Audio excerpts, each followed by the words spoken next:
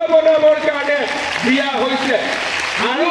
তেতিয়া তেওঁলোকৰ মুখৰ তত্ত্বপনি অলপ অলপ কমি যাব নহ'লে খালি তত্ত্ব পাই থাকে হিতাধিকাৰী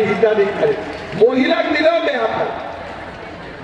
মহিলাক দিলেও টকা দিলে বেয়া পায় সেইকাৰণে মই কৈছোঁ তহঁতি মোক গালি পাৰি থাক মই বেছি বেছি দি যাম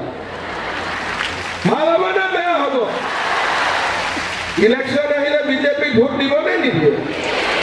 অলপ ডাঙৰ কৰি কওক দিবনে নিদিয়ে পাক্কা দিব 100% দিব মোৰ লগত একেলগে কওক ভাৰত মাতা কি আগতে আচ্ছা কেইটাত আহিছে 8টাত নে 9টাত 8টাত কোন আহিছে হাত ডাঙৰচোন এতিয়াতো 2টা বাজি গ'ল আপোনালোকৰ মিটিং কেইটাত হ'ব বুলি কৈছিলে কেইটাত হ'ব ডিসি সাহেব 11:30 ডেটা আপোনালোকৰ ডেটাত মাতিছিলে আপোনালোক কেইটাত আহি গ'ল 8টা হে ভগৱান ঘৰত চাহটা খাই আহিছিল নে না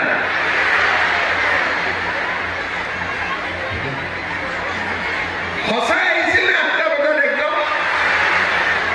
বাপৰে আপোনালোক 8টাতে আহিছিলে কি হ'ব 8টা বজাৰ পৰা ইয়াত আছে এতিয়া তেতিয়াহ'লে আজি এতিয়া চেক লৈ যাব লাগিব নে নালাগিব নে নিনিলেও হ'ব আজি নহ'ব আজি নিব লাগিবই একদম পাক্কা ঠিক আছে সকলোৱে মোৰ লগত একেলগে কওক ভাৰত মাতা কি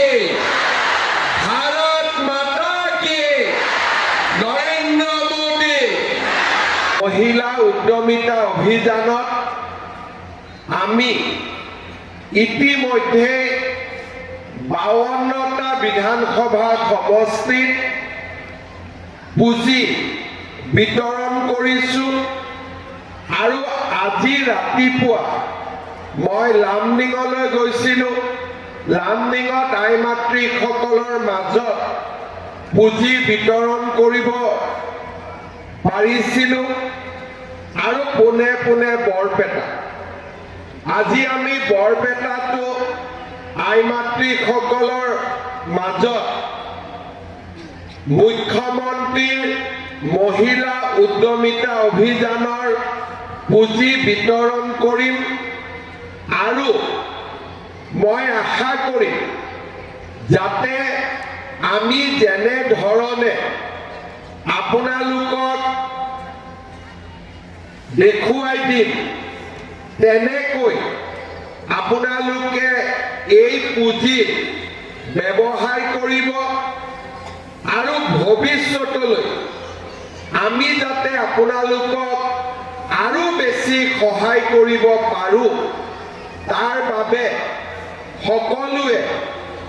আমাক সহযোগিতা কৰিব আই মাতৃসকল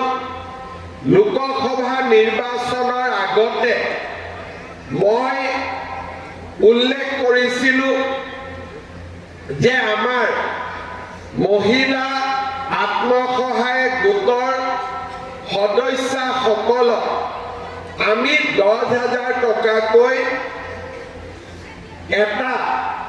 উদ্যমিতা পুঁজি আগবঢ়াম প্ৰথমতে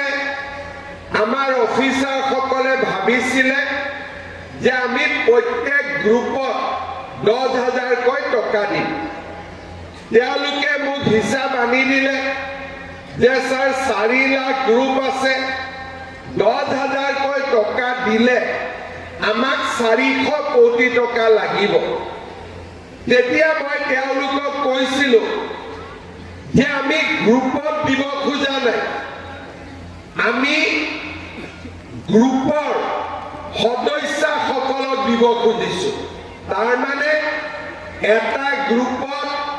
10 গৰাকী মহিলা আছে 12 গৰাকী মহিলা আছে সকলোকে আমি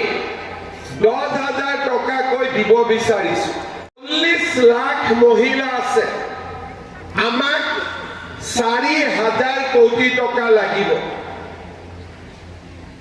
আমি যেতিয়া 4,000 কোটি টকাৰ হিচাপ পালো, অলপ দেৰি ময়ো চিন্তা কৰিছিলো যে ইমান টকা আমি দিব পাৰিম নে নোৱাৰো। অৰুণোদয় আছে, নিযুত মইনা আছে, বিভিন্ন আঁচনি চলি আছে, তাৰ ওপৰত আৰু 4,000 কোটি টকা দিয়া সম্ভৱ হ'ব নে নহ'ব। তথাপিতো আমি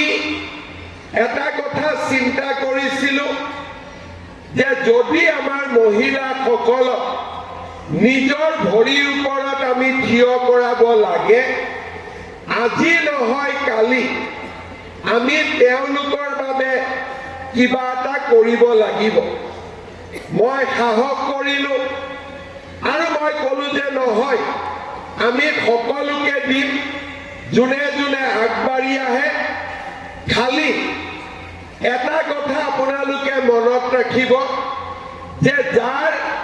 3টাতকৈ বেছি সন্তান আছে তেওঁলোকক আমি লাখপতি বাইদেউৰ কাৰণে মাতিব নালাগে, কাৰণ তেওঁলোকে ল'ৰা ছোৱালীক শিক্ষিত কৰিব লাগিব, চিন্তা বেছি। আকৌ এইবিলাকত মাতি আনিলে তেওঁলোকে নোৱাৰিব। গতিকে এটাই মাত্ৰ ৰাখিব যে 3টাতকৈ বেছি সন্তান হ'ব নালাগে। তেখেত আমি ফৰ্ম দিলো, ফৰ্ম ফিল আপ কৰিলো আৰু আমাৰ লগত 34 লাখ 34 লাখ মহিলা সিলেক্ট হ'ল। আৰু আজি আমি পৰ্যায়ক্ৰমে এই 34 লাখ মহিলাৰ মাজত